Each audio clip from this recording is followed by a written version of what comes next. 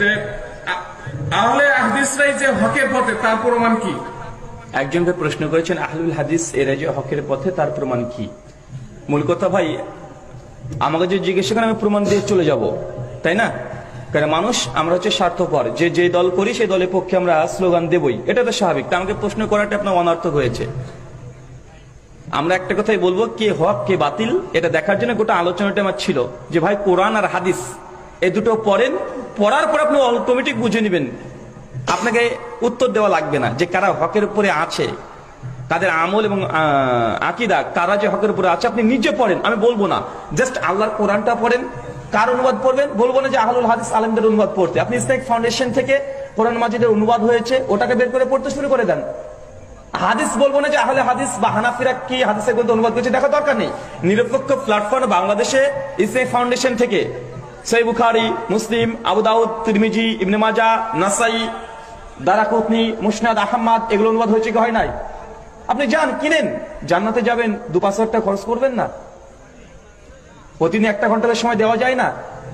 জীবনে ডাক্তার হওয়ার জন্য, মাস্টারের জন্য কত ঘন্টা আপনি সময় ব্যয় করেছেন বলেন তো? আপনি যান, একটা কোরআন মাজিদ ক টাকা দাম নেই, ক টাকা নেবে? 400 টাকা সর্বোচ্চ। সহিহ বুখারী, মুসলিম, আবু দাউদ, তিরমিজি, ইবনে মাজাহ সবগুলো যে 20,000 টাকা ইনভেস্ট যদি করেন হাদিস আর কোরআনের উপরে, বলছিল যে আমাদের আলেমদের লেখা বই পড়েন বা আমার পড়তে হবে না, আপনি কোরআন হাদিস পড়েন, তারপর নিজেই দেখতে পাবেন যে কারা হকের উপরে আছে। আর আমাকে যে ছিল আমি বলেই তো দেবো আমার দল সঠিক দল, আমি আমার দলের তো স্লোগান দিয়ে যাব, তো এটা দিয়েই যাই। সুনান তিরমিজি খুলবেন, হাদিসের গ্রন্থ, হাদিস না 2192 এবং 2229।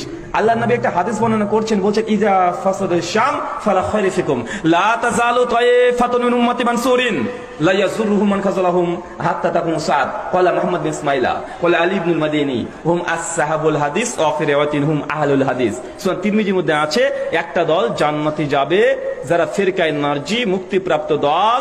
এই হাদিস বর্ণনা করার পরে ইমাম তিরমিজি বলছে, আমি আমার উস্তাদ ইমাম বুখারীকে জিজ্ঞাসা করলাম জান্নাতি দলের পরিচয় কি? ইমাম বুখারী বলছে এই প্রসঙ্গে আমি আমার উস্তাদ আলী বিন মাদিনীকে জিজ্ঞাসা করেছিলাম, তিনি বলেছেন হুম আহলুল হাদিস। তা হচ্ছে আহলুল হাদিস, যারা কোরআন হাদিস মেনে চলে, এরাই হচ্ছে জান্নাতি দল। এটা সুনান তিরমিজির মধ্যে মজুদ আছে।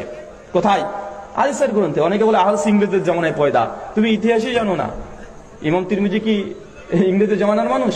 উনি তো 209 জন্ম আর 279 মৃত্যুবরণ করে। ইমাম বুখারীর ছাত্র ইমাম তিরমিজি।